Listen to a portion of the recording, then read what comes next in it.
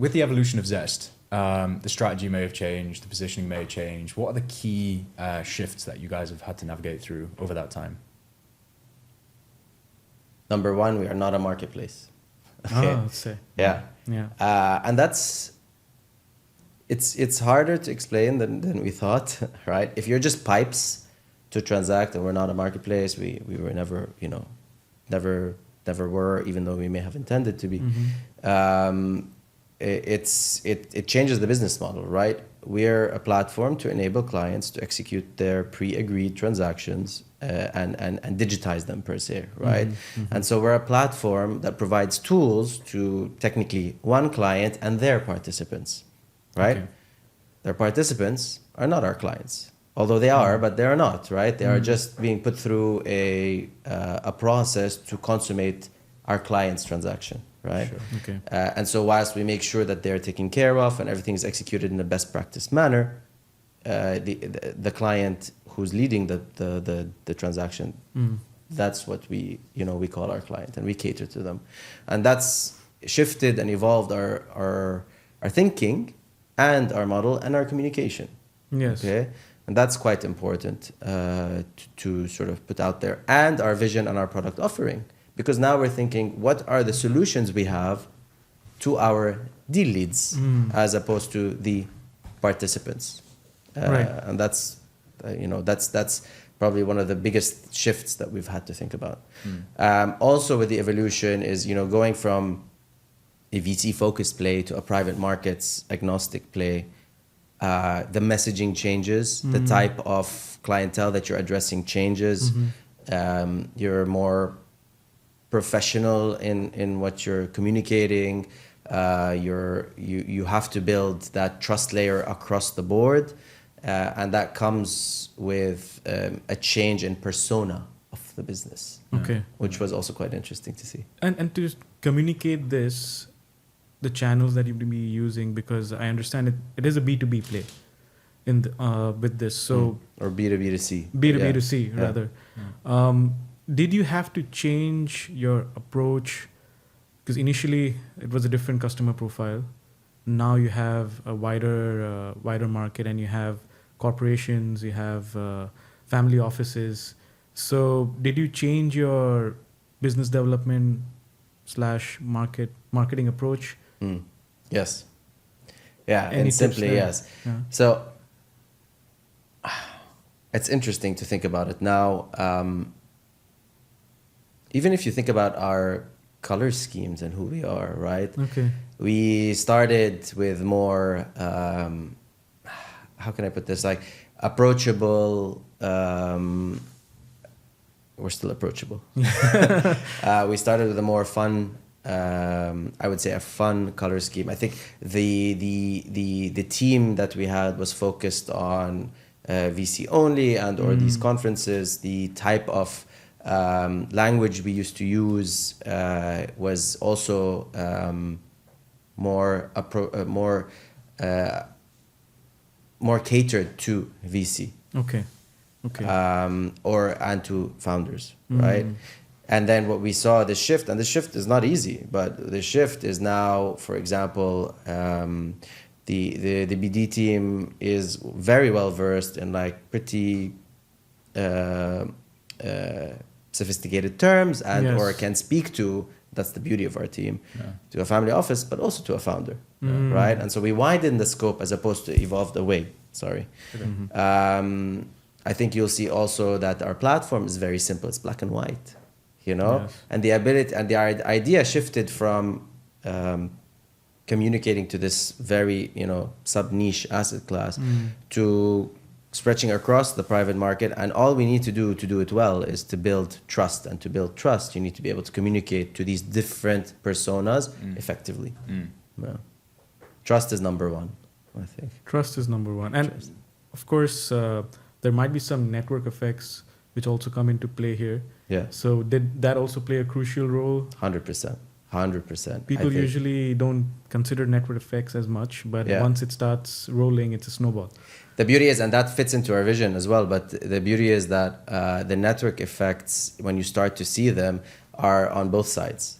So on the client side, where you may have used the Zest service to digitize your transaction, and you'll tell your friends. Yeah. And your friends will be in a conversation with someone else, and they'll tell their other friend who's looking for a similar provider, and suddenly we've got that warm lead, right? And that conversion rate's quite high. Yeah. And Yes. so you see that flywheel effect starting to take more and more of a life of its own currently right now.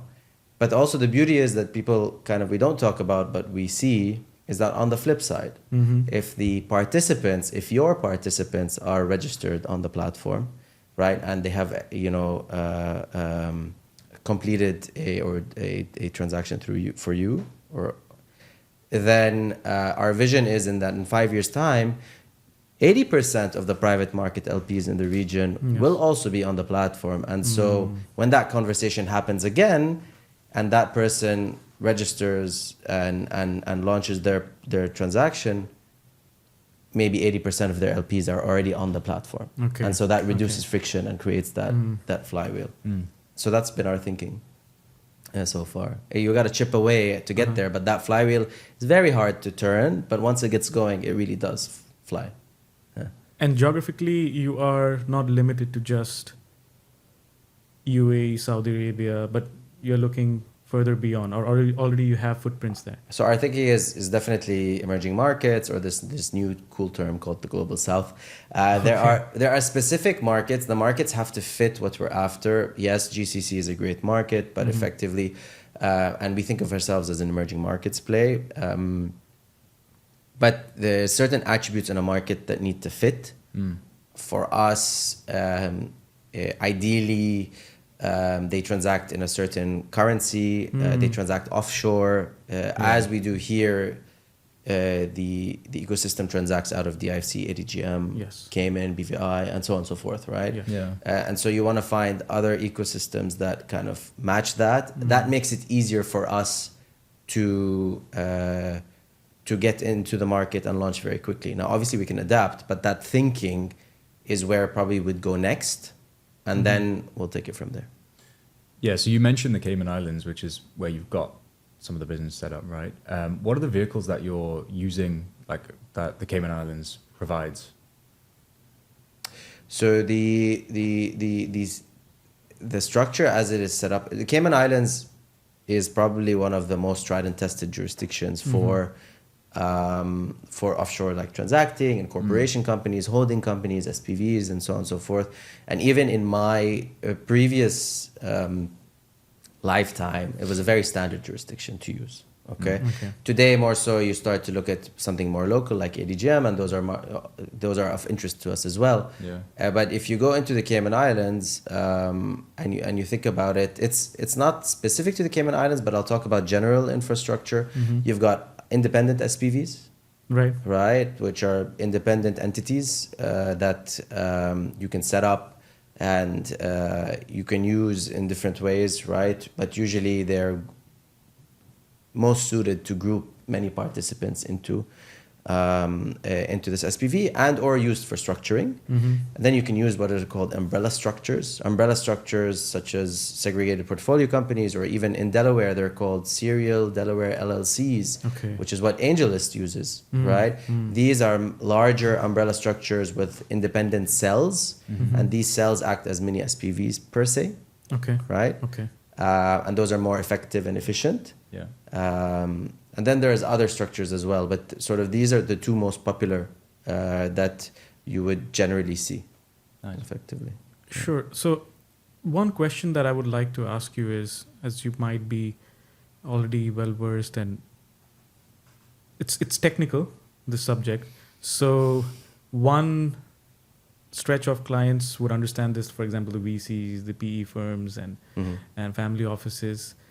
The other ones would be founders, because when I realized that secondaries could take place, where in order to trim the cap table that I was thinking of with my startup then, I had to educate myself a lot, right? And let's say in your initial process of Zest Equity, you had to go through a phase where you had to educate the customers a lot, but now because these people understand the work that you're doing already. So is it easier to acquire these customers now?